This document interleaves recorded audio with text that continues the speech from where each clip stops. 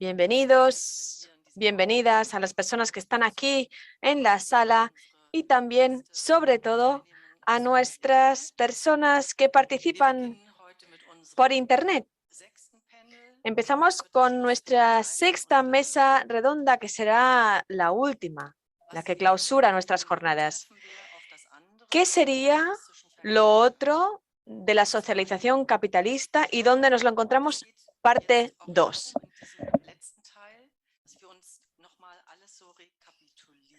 Creo que ahora mismo deberíamos recapitular. Empezamos con mucha potencia el viernes, entendiendo la relación entre Walter Benjamin, el fragmento 100 años de capitalismo como religión y la teología de la liberación y nuestra situación actual, que es nuestro punto de partida de la política y de la organización social. Intentamos hacer este primer análisis y adentrarnos en el pensamiento de Walter Benjamin a un nivel muy elevado. A lo largo de estos días hemos ido en meandros siguiendo este pensamiento. Quiero que hemos dado un paso atrás. A veces nos hemos encontrado en rinconcitos sin salida y ahora creo que hemos llegado al punto en el que nos hemos puesto de acuerdo que tenemos que parar esta catástrofe y tenemos que asegurarnos de qué podemos hacer teniendo en cuenta lo que vivimos. Y como organizadores de estas jornadas, creo que deberíamos tomar estas discusiones que han entrado en nuestro espíritu, en nuestra mente, y que creo que nos ha llevado un paso más adelante. Es decir, no solo pensar cómo cambiamos el mundo, sino que junto a Walter Benjamin y la teología de la liberación, pensar qué tiene que pasar. Llegamos al punto en el que queremos pasar a la práctica y retomar aquellos puntos que se han ido debatiendo de forma parcialmente controvertida también.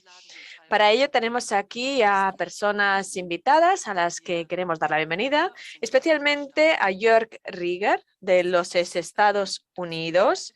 Veo que estás ya conectado y estamos realmente muy contentas, muy contentos de que te has prestado a levantarte tan pronto, porque en Estados Unidos es muy pronto por la mañana. Muy contentas de que en un primer momento ya dijeras, sí, participo, estaré allí. Así que muchísimas gracias. Muchas gracias. Estoy encantado de estar aquí. Me hubiera gustado venir personalmente, pero no ha podido ser. ¿Se me puede oír bien? Sí, perfecto. ¿Me permites que te presente? Sí. Eres profesor catedrático de la Vanderbilt University en Tennessee, Estados Unidos. Hace ya muchos años que colaboras con el ITP, hemos organizado actos conjuntamente y también has publicado libros recientemente sobre el tema del trabajo, solidaridad profunda, Deep Solidarity, junto a tu mujer Rosemarie. Has escrito en inglés y tratas también del organizarse, del organizing. Así que creo que eres la persona correcta que puede darnos una perspectiva de los Estados Unidos sobre este tema que hemos estado tratando. Así que me gustaría darte a ti, como primer ponente, la palabra. Sí, muchas gracias, Bárbara. He estado siguiendo algunas mesas redondas desde Zoom y estoy realmente muy impresionado de lo que habéis organizado y muy contento de poder dar esta voz de Estados Unidos, porque muchas veces se piensa que Estados Unidos es un país completamente conservador. Esto no es así. Hablemos del Wendling Cook Program que tenemos en nuestra Universidad Vanderbilt. religionandjustice.org. religionandjustice.org, todo en una palabra. Este proyecto lo tenemos. Además, soy miembro del Instituto de Cristianismo Socialista, que también existen en Estados Unidos, y no somos tan pocos. Bien, para empezar, me gustaría citar a Walter Benjamin, Capitalismo como religión. El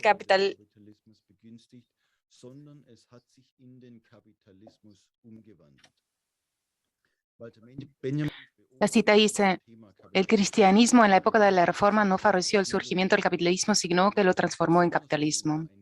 Las observaciones de Walter Benjamin sobre el tema del capitalismo como religión siguen siendo pertinentes después de 100 años, especialmente en los Estados Unidos de América, donde la religión desempeña un papel mucho más esencial que en Europa y donde el cristianismo en particular ha unido a menudo, aunque no nunca del todo, sus fuerzas con el gran dinero y los poderosos.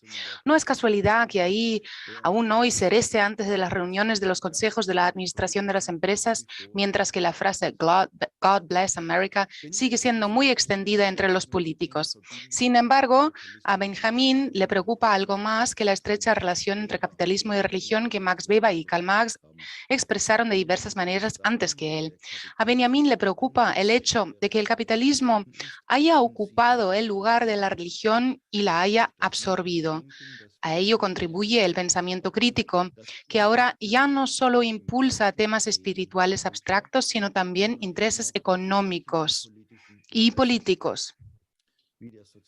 Como ha señalado el sociólogo Dirk Becker, refiriéndose a Benjamin, quien dice dinero, dice espíritu. En mi contribución de hoy se trata de las alternativas, pero cuando el dinero se convierte en algo tan central que determina la mente, ¿hay alternativas? En este sentido, ¿qué pasa con el cristianismo realmente existente, que aún no se ha disuelto completamente en el capitalismo? En Estados Unidos, las grandes empresas han tenido una influencia directa en el cristianismo desde las primeras décadas del siglo XX.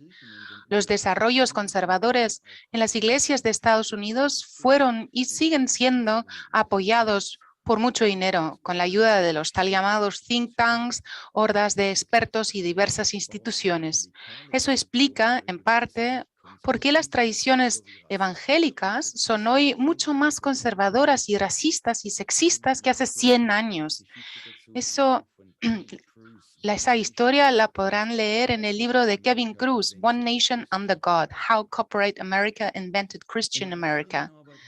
En mi propio trabajo, también he examinado las influencias más sutiles del capitalismo en el cristianismo.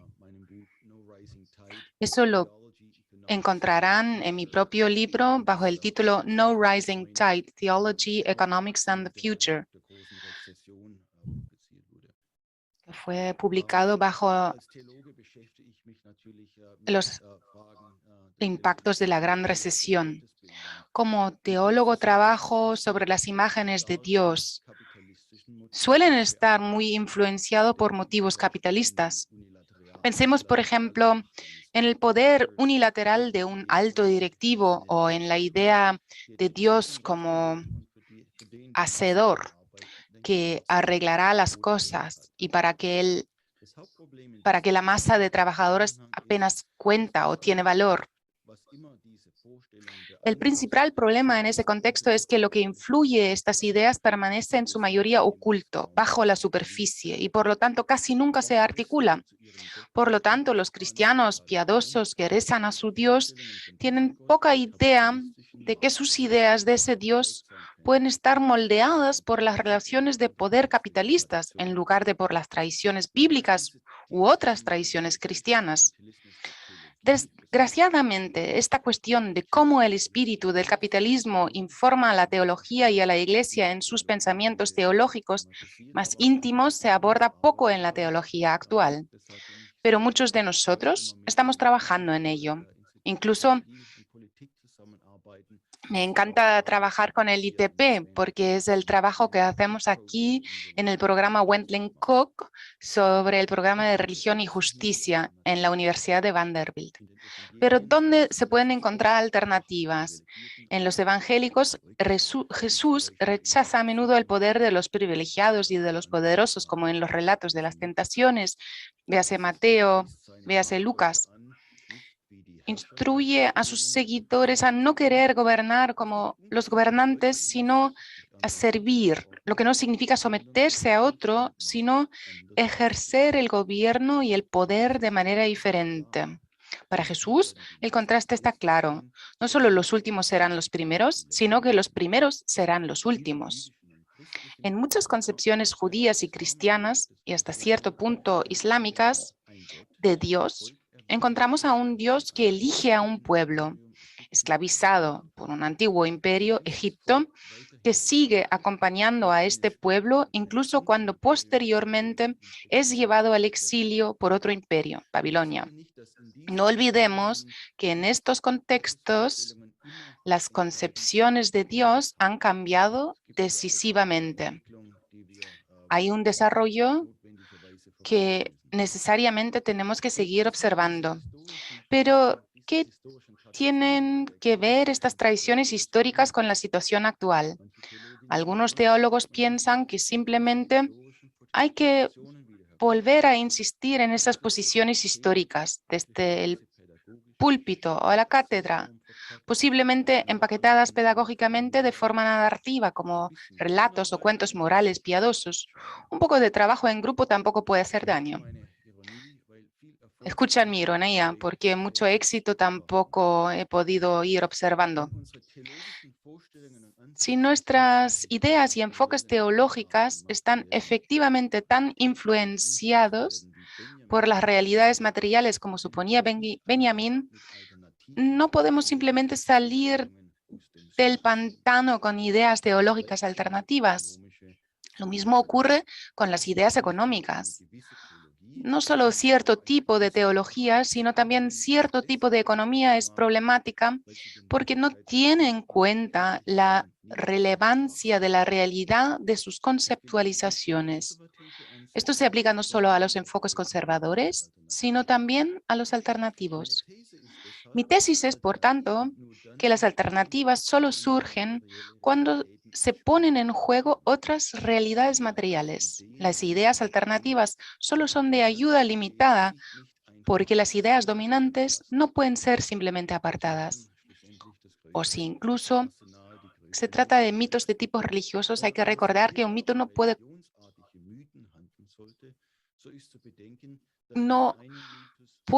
combatirse necesariamente con otro mito. El primer paso para combatir las abstracciones y los mitos, tanto en teología como en economía, está relacionado con un enfoque histórico. La Escuela Histórica de Economía ha demostrado que el libre comercio, por ejemplo, no es intrínsecamente beneficioso, sino que depende del contexto. El libre comercio ha beneficiado a Gran Bretaña más que a Alemania en determinados momentos, porque el desarrollo económico de ese país estaban más avanzados y los intereses económicos podían ser apoyados por la flota inglesa. Sin embargo, el análisis histórico por sí solo no es suficiente, porque hay que considerar la cuestión del poder, en particular desde abajo. Aunque la mayoría de los ingleses, incluso con una perspectiva histórica más clara, probablemente habrían insistido en la ventaja universal del libre comercio, muchos alemanes pudieron ver el problema desde abajo porque tuvieron que sentir la distribución desigual del poder de primera mano. El desarrollo de las tradiciones religiosas abrahámicas se produce en una tensión similar. Mientras que los faraones egipcios veían lo divino como algo universal y de su lado, los esclavos hebreos tendían a ver lo contrario. El Dios que se dirigió a Moisés desde las zarzas espinosas no es universal ni abstracto, sino que tiene una historia concreta. La tan citada afirmación de Dios, yo soy el que soy, Éxodo 3, no es una definición filosófica abstracta, sino que solo tiene sentido conectada a la historia del Dios de Abraham, Isaac y Jacobo. Una historia de perseverancia en tiempos difíciles, de resistencia y finalmente de liberación de la opresión. En esta historia, tanto la religión como la comprensión de Dios evolucionan, no necesariamente de forma lineal, sino de forma constante. Para superar los problemas de las falsas religiones, ya sea el cristianismo o el capitalismo, hay que reexaminar la realidad cotidiana a la luz de la cuestión del poder, empezando por los más afectados por los problemas del presente. Por lo tanto, las alternativas no se encuentran en primer lugar en las ideas económicas o en el mito, sino en la realidad vivida, donde los explotados y traicionados en el sistema actual se unen y utilizan todos los aspectos de su realidad, incluida la religión, no solo para resistir, sino para organizar nuevas relaciones. La propia religión está cambiando fundamentalmente aquí, así como sus imágenes de Dios, al integrarse en la realidad y la vida de las personas. Lo mismo ocurre con la economía, lo que significa tanto el fin del capitalismo como religión, como el cristianismo como capitalismo. Por supuesto, se puede pensar en muchos ámbitos en los que esto puede ocurrir, pero como se trata de un capitalismo basado en la explotación de los trabajadores, incluido el llamado 99%, tiene sentido volver a poner de relieve el poder de los trabajadores. En inglés tenemos la vieja fórmula de las guerras indias: Only a dead Indian is a good Indian. Es terrible, pero sí, se hizo. Ningún capitalista puede aplicar esta fórmula a sus trabajadores. Solo un trabajador muerto es un buen trabajador, no encaja. Only a dead worker is a good worker. No funciona. El hecho de que el capitalismo siempre necesita y necesitará a sus trabajadores en algún grado, da a los trabajadores un cierto poder que no siempre se agota. Este, por cierto, es el tema de este libro que he publicado con Rosemarie Henkel-Rieger. Sabine Plons hizo la traducción. Juntos somos más fuertes. Profunda solidaridad. Gemeinsam sind wir stärker, tiefe Solidarität. En este libro mostramos, utilizando las tres religiones abrahámicas como ejemplo, cómo los movimientos obreros pueden, y lo han hecho en el pasado, reformar y radicalizar la región. Y también mostramos cómo ciertas religiones radicalizan los movimientos obreros, tanto en el pasado como en la actualidad.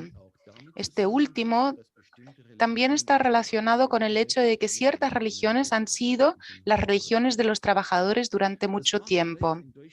Esto puede sonar un poco inusual en Alemania, pero es la realidad en ciertas zonas de Estados Unidos. Rosemarie y yo hemos estado trabajando en esto durante casi 20 años. Ahí nuevamente quiero mencionar nuestro trabajo en el programa Wendland Cook en Religión y Justicia en la Universidad de Vanderbilt, sobre todo en el sur de Estados Unidos, donde en el suroeste, donde el cristianismo es más frecuente, hay un progreso. Lamentablemente se conoce poco en otras zonas de Estados Unidos, pero hay ciertos vínculos, formaciones entre religión y trabajadores, y supongo que en el debate, si tenemos tiempo, podamos seguir hablando de ello. A mí también me gustaría saber cuáles son sus experiencias sobre esa temática. Muchísimas gracias.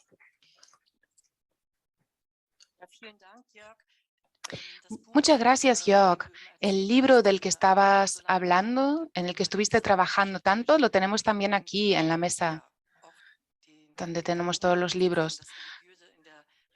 Tu idea de que entender lo religioso en el mundo real es un tema de nuestro libro que dio pie a esta conferencia. Quiero ceder la palabra a Alberto Moreira, ya no hace falta presentarlo. ¿Quieres quedarte aquí sentado o quieres irte al atril? No, yo creo que me quedo acá. Muchísimas gracias, Bárbara.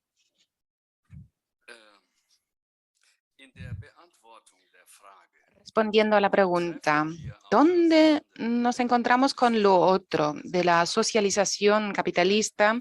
Hay una trampa, que es la suposición no formulada que en el caso de una respuesta negativa, es decir, si no identificamos al otro, si no lo localizamos, nos queda solo el vacío y lo que ha previsto el destino para nosotros. Y eso nos llevaría de vuelta a lo mitológico.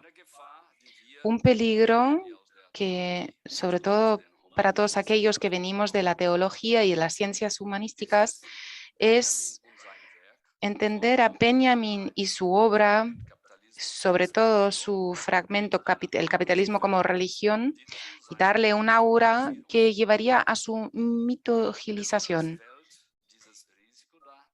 Ahí está el riesgo, pienso, sobre todo cuando el fragmento se entiende como una profesión para el futuro del capitalismo religiosa.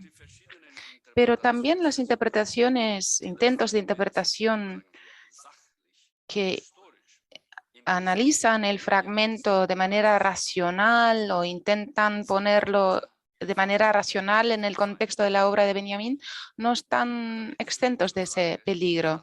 Y eso me lleva otra vez a la cuestión del otro dentro del capitalismo.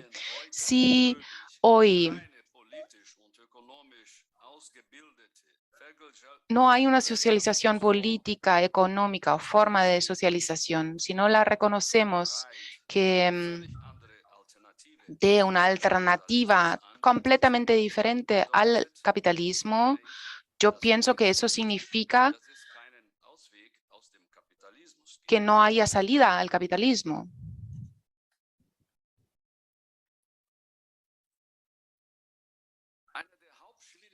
Una de las mayores dificultades, reconocer el otro en el mundo, lo otro al capitalismo, proviene de que la lucha contra la lógica del capitalismo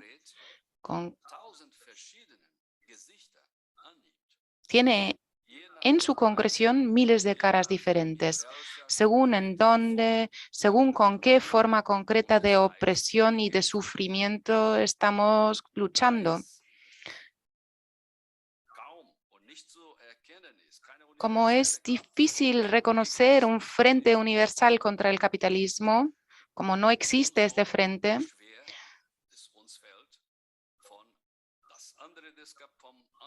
es por ello que nos resulta tan difícil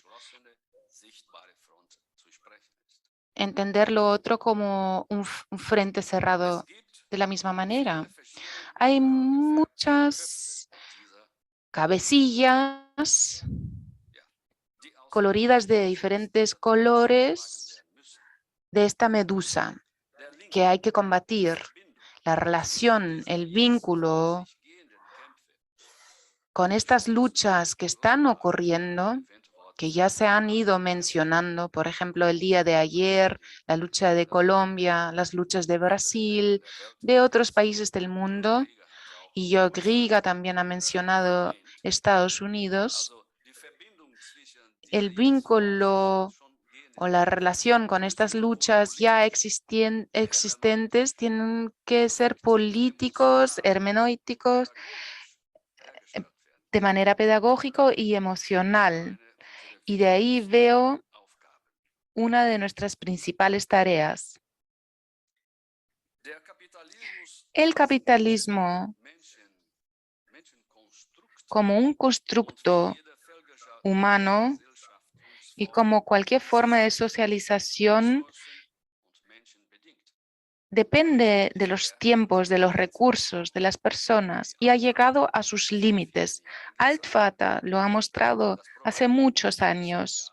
El problema, y todos lo sabemos, consiste en que hay una lógica inminente al sistema de gastar personas y destrucción de personas y de la naturaleza. Por lo tanto, deberíamos replantearnos la pregunta: ¿cómo podemos parar ese sistema del culto letal?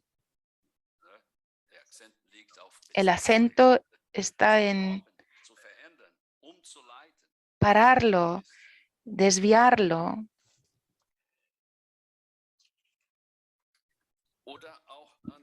O formulándolo de otra manera, ¿dónde encuentro los sujetos históricos que se oponen al orden económico-político capitalista, donde implícita o explícitamente están los adversarios del capitalismo?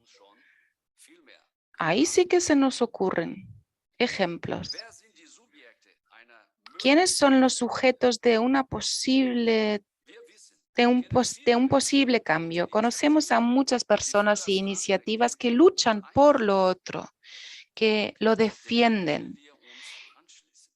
Nos tenemos que sumir a ese movimiento. Eso parece lógico, pero a veces no es tan fácil hacerlo, realizarlo en la práctica. Si el capitalismo es religión, nosotros solo como secta, como disidentes o como apostasía, solo podemos entendernos así, como ateístas, herméticos.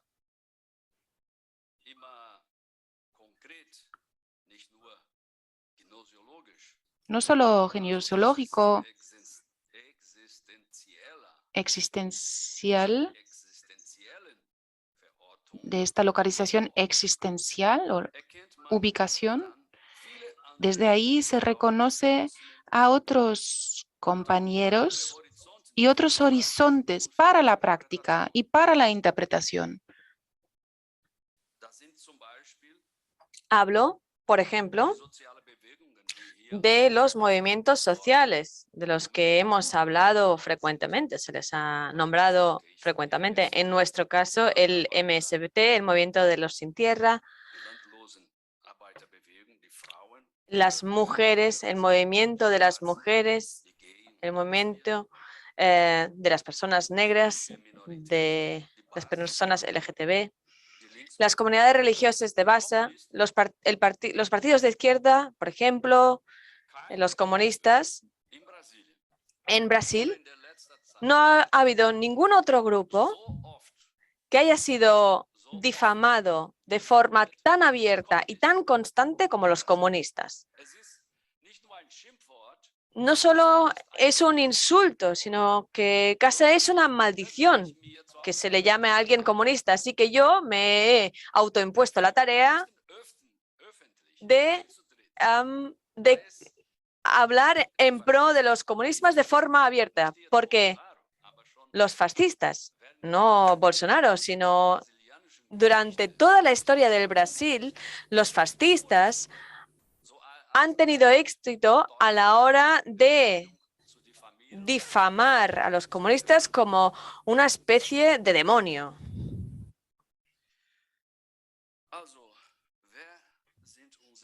¿Quién son, pues, nuestros compañeros de fe? ¿Dónde están estos sujetos históricos? ¿Dónde los encontramos? Estos sujetos que se enfrentan al capitalismo. En nuestro país, el partido de izquierdas que he nombrado, la ciudadanía de a pie, las minorías étnicas y culturales, la teología de la liberación. Y en este escenario, que nos parece muy importante localizar los aliados, también hay un nuevo agente, un nuevo actor político y religioso que ha aparecido, que es el Papa. Si tomamos la palabra del Papa, sobre todo en Alemania, a uno se le estigmatiza como un católico antiguado o algo así. Pero en esta nueva constelación nos falta sobremanera no solo personas inteligentes, estrategas, que identifiquen las brechas, que sepan identificarlas, sino que también nos faltan referencias morales, referencias éticas, espirituales. Y esto a mí me parece que lo cumple el Papa Francisco. Se ha convertido en una referencia espiritual mucho más allá de los límites de la Iglesia Católica.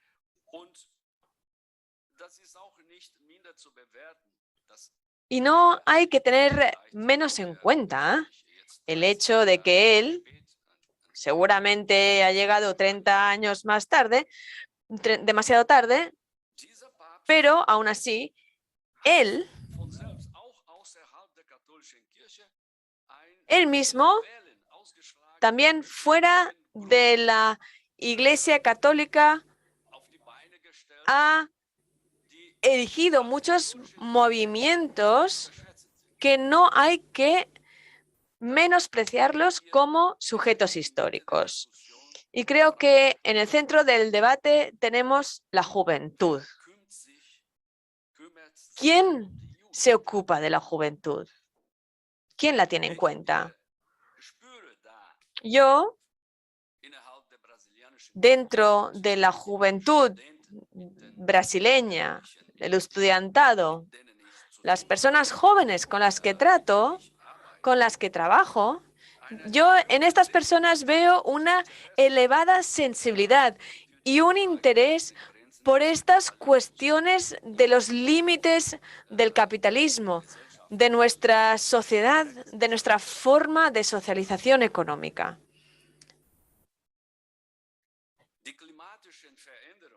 Los cambios climáticos tienen también un potencial pedagógico, tienen una sensibilidad, desencadenan una nueva sensibilidad.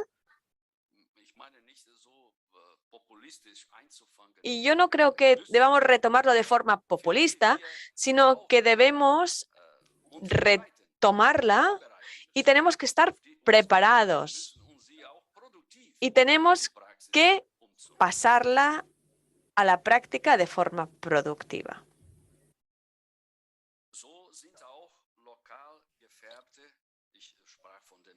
He hablado de aquella medusa con las formas de conflicto locales y seguramente esta es la dificultad de un frente cerrado contra el capitalismo, hablar de este frente cerrado. Sin embargo, las costuras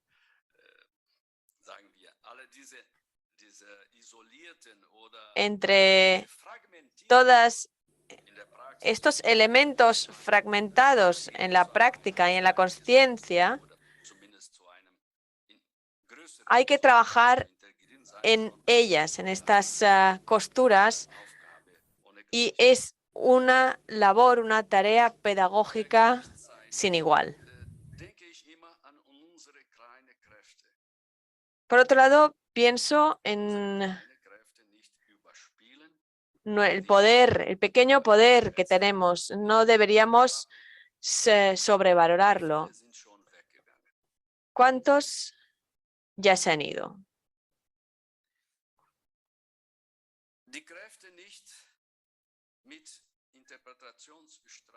Estas fuerzas no las tenemos por qué identificar a través de la disputa o malgastarlas a través de ella. Si analizamos de forma realista los pronósticos, entonces tenemos que tener una visión pesimista del futuro. Hay suficientes indicios que nos muestran catástrofes, sufrimiento. Y estas marcas, estos indicios del tiempo, deberíamos tomarlos muy en serio. Sobre todo porque afectan, en primer lugar, a las personas más pobres y más marginalizadas. Y estas personas son las primeras que sufren las consecuencias. A la vez, somos cristianos. El pensamiento estratégico del capital no puede ser el que nos dirija. Tenemos varios maestros, pero no es el capitalismo el maestro. Con estos pequeños poderes, estos pequeños potenciales mesiánicos que nos han entregado, ¿cómo podemos esperar otros tiempos y, mientras esperamos, seguir luchando contra el capitalismo? Esta es una cuestión que nos compete a todas las personas que estamos aquí y a la que no tengo respuesta. Sin embargo, creo profundamente que si nos ponemos en común con otras iniciativas, las que ya hemos hablado, no tenemos garantía, pero sí esperanza de que a lo largo del proceso se abran nuevas posibilidades que nos abra el camino hacia las tareas que nos esperan en el futuro. Gracias. Muchas gracias, Alberto. Has hablado de los comunistas. Personas como yo, personas de mi edad, realmente nos sentimos muy apeladas, conmovidas, pero creo que en Brasil, bueno, las cosas no han llegado tampoco a una situación catastrófica. Y ahora tiene la palabra Julia, a quien le pido que nos dedique sus palabras. Sí, gracias. Como es la última ponencia de la última mesa redonda, intentaré echar la mirada atrás sobre estas jornadas y retomar algunas cosas de las que ya se nombraron, algunas cosas de las que yo también he ido reflexionando. Creo que puedo retomar lo que ha dicho Alberto, que es una trampa querer responder a esta pregunta: ¿qué sería y dónde está lo otro en el aquí y en el ahora? Creo que también es una cuestión teológica, bíblica. Tenemos que mostrarnos escépticas cuando se nos dice aquí está el Mesías, aquí está el reino. Esta tensión de la que has hablado tú, Ulrich, se debe mantener. Es del reino que ya está entre nosotros, pero que hay algo que todavía está por llegar. Con Benjamin y esta cuestión de lo otro en la socialización capitalista, me gustaría hablar también de las prácticas políticas y los debates. Y a ello quiero añadirle el aspecto político, no decir ya tan rápidamente qué es lo que pasa en este contexto, proceso político o en este movimiento y dónde se materializa ya. De eso no quiero hablar. Y en cuanto a lo que dijo ayer Bárbara, habló de la trascendencia, de lo completamente otro, que no lo debemos perder de vista. Yo creo que es así. Desde mi experiencia de los procesos políticos, de las izquierdas que operan fuera del Parlamento, creo que reside un peligro de que se olvide este otro completamente distinto.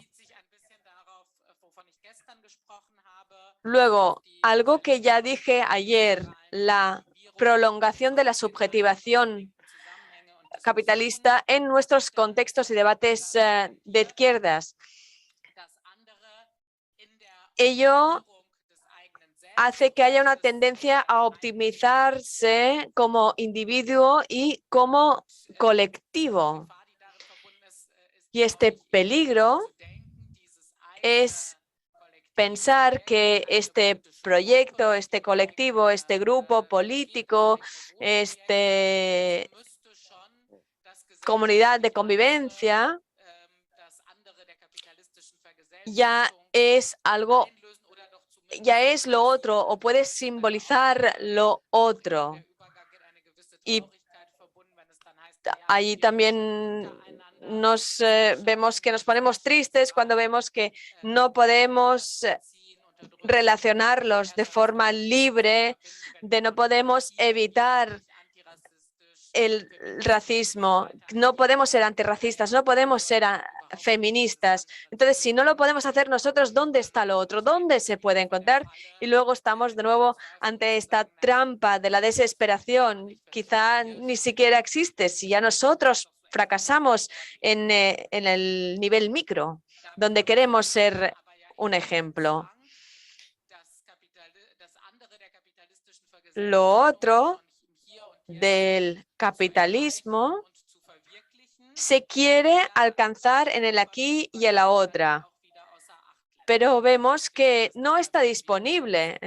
En el fondo somos nosotros que tenemos que alcanzarlo trabajando y optimizándonos a nosotros mismos y también en nuestro colectivo.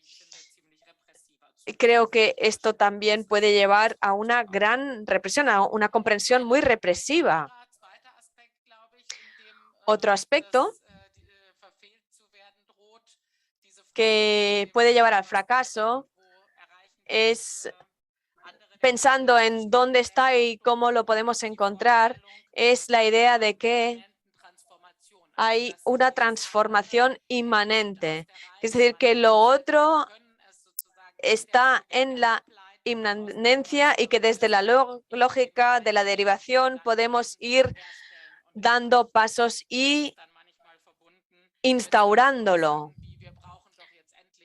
Diciendo, por ejemplo, bueno, necesitamos un plan de cómo llegar a la sociedad socialista. Si tuviéramos un buen plan, una estrategia, si nos reuniéramos y ya sabríamos los pasos que hay que dar y entonces llegaríamos a esta realidad que no es capitalista y que es libre.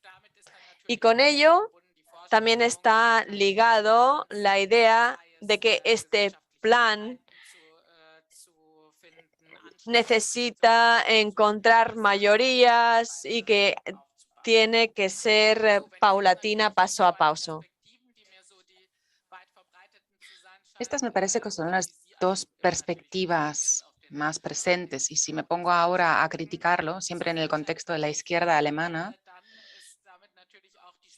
pues en eso reside también la dificultad de que si no es eso, ¿qué significa entonces lo otro de la socialización capitalista y querer mantenerlo? Pues yo pienso que es un poco decepcionante para un último panel de unas jornadas que no me quede mucho más que decir que nosotros tengamos que seguir debatiendo esta cuestión, esta pregunta.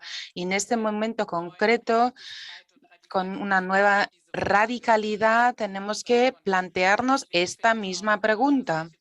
Y por lo tanto, estos encuentros como lo tuvimos aquí en estos últimos días me parecen sumamente importantes, también políticamente hablando. No solo se trata de que nos estamos reuniendo porque nos encanta pensar, dedicarnos a las teorías, porque nos incita, nos inspira. No, porque yo pienso que hay una necesidad hacer todo eso, sobre todo teniendo en cuenta ante la agudización, Alberto lo mencionó, de las relaciones.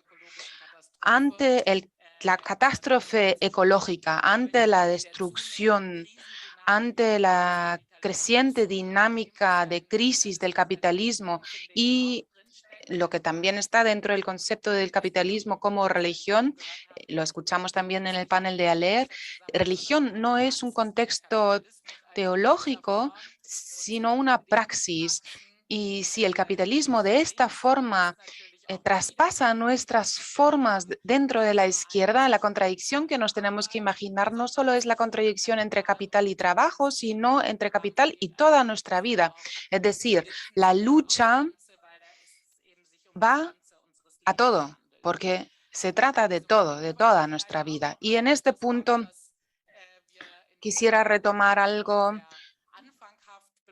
que solo hemos empezado a iluminar en nuestra conferencia. Bárbara lo mencionó en el último podio del día de ayer, que es la perspectiva feminista sobre la reproducción de la vida, los cuerpos, la materialidad, etcétera. Esa perspectiva feminista, juntarla con Benjamin, sería un desiderato que no hemos conseguido hacer en estas jornadas, pero quisiera hacer cierta publicidad porque en nuestra página web, Charlotte Crema, que también está aquí, ha redactado un artículo muy interesante que acabamos de publicar en nuestra página web y lo encontrarán ahí, donde ella genera una relación entre Benjamin y Silvia Federici. Y ahí, indicando el concepto de historia de Benjamin y el fragmento El capitalismo como religión, subraya dos aspectos. Juntar la crítica del concepto del progreso de la modernidad en Benjamin y en Federici y el momento del recuerdo de los que sufren, de los sufragados.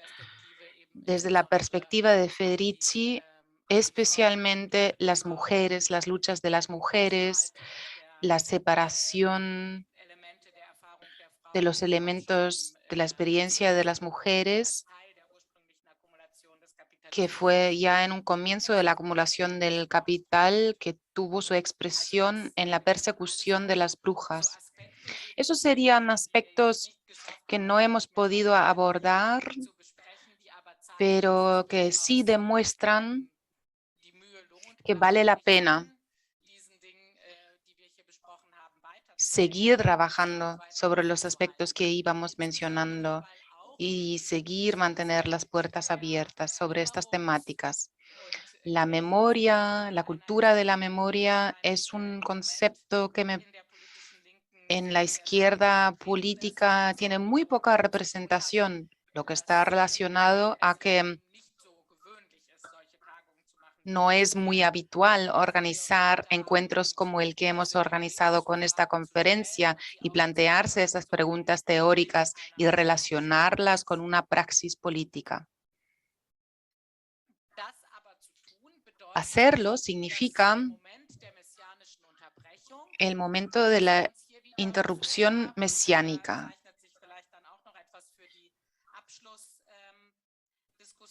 Y eso nos da nuevo material para el debate final. No solo pensar de manera moral o filosófica, recordando el podio del día de ayer, del podio de la mañana, sino pensarlo en su dimensión política y saber que no está disponible ese momento mesiánico. Si lo hacemos de manera práctica para los movimientos sociales de nuestros tiempos,